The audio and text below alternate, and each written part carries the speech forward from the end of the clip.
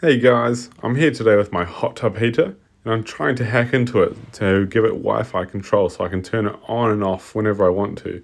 Mostly because my electricity is half price during the nighttime. So I have bought this little Wi-Fi plug and you can set all sorts of complicated schedules on your phone and it will turn on and off whenever you want it to. So I can't just plug the hot tub straight into it because when it powers on, you need to hold down the unlock button for 5 seconds and then press the power on button and maybe even reset the temperature. So that's a no-go. Also, cutting into the heating element supply is not going to work because it will throw up an error code on the top of the unit. So the only other thing I could think of was to hack into the temperature sensing circuitry and then add a resistor in there to fool it into thinking it's hotter than it is. So a nice temperature I keep it at is 37 degrees, and if I can add a resistor in, it will think it's about 40 degrees and automatically turn off the heating element. And then this Wi-Fi timer will add in the resistor and remove it whenever I want it to. Just a reminder that we will be tapping into a 240 volt line, so please do not attempt this unless you are a competent electrician.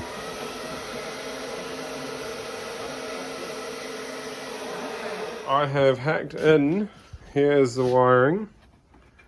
Now there's no voltage on here, it is just a temperature probe reading the resistance, somewhere around 40,000 ohms.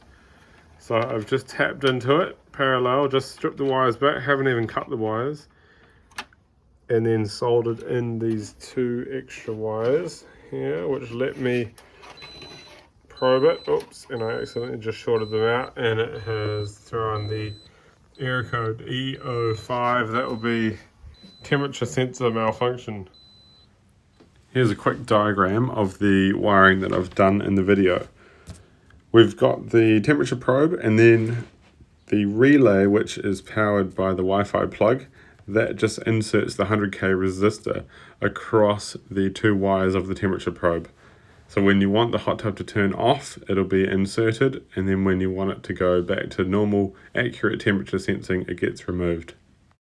You can't measure the resistance while it's turned on, so get it to the temperature you want on the screen, turn it off, unplug the sensor from the computer, add in your meters, and we can see 29,000 ohms and rising. So as the temperature gets colder, the resistance increases.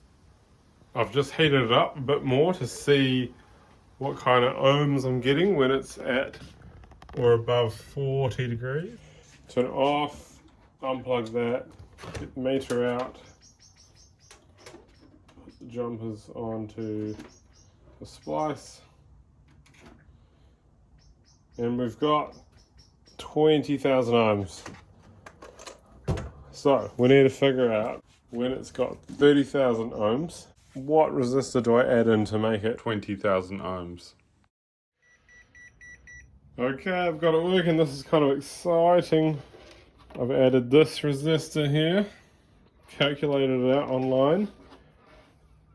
If it's at 30,000 and I wanted to get it to 20,000, you need to add a 100k resistor. So let's add it in. Watch the screen, it's saying 35. I'll add this in. Boom. And it jumps to 40. The temperature's not actually changing, but I'm just adding in the resistor.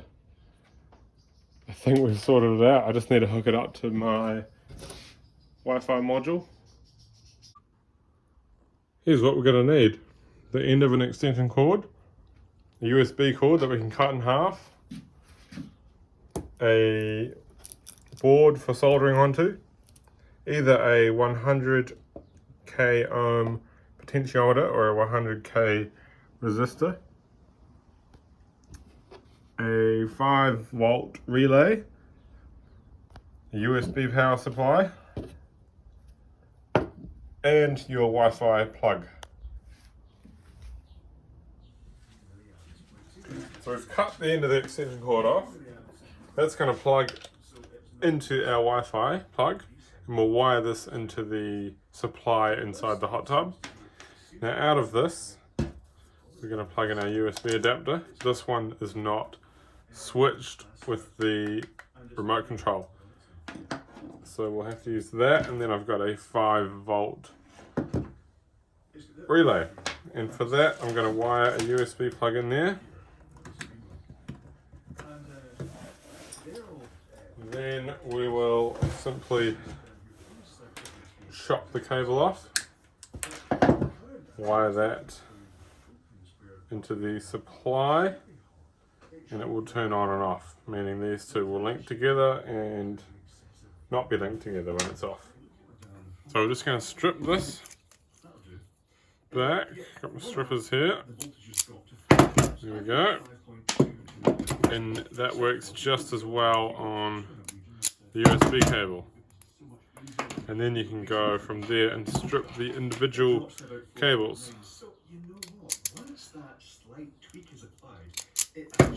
We're all finished. It's spliced into the temperature probe, just straight across the two lines, joined onto it. That's inside this yellow sleeve. And then I've run inside here, we have all the terminals, and I've come straight off of the main terminals and onto the earth, of course, and put a plug in. That is where this will go. Then the USB power supply, run by the relay and the Wi-Fi control unit, will be turned on and off with my cell phone app. Now I don't have Wi-Fi in my garage, so I can't show you that, but I can just plug the device I made into a power bank. So here's what I've done. The lines come in and they, across the load, excuse my dirty fingernails, I've been working on transformer oil all day at work, and across the load we just add this resistor, 100,000 ohms, and then the other two terminals are a 5-volt input. That'll be from the USB plug. So I'll plug that in and watch the temperature. It's at 23 now.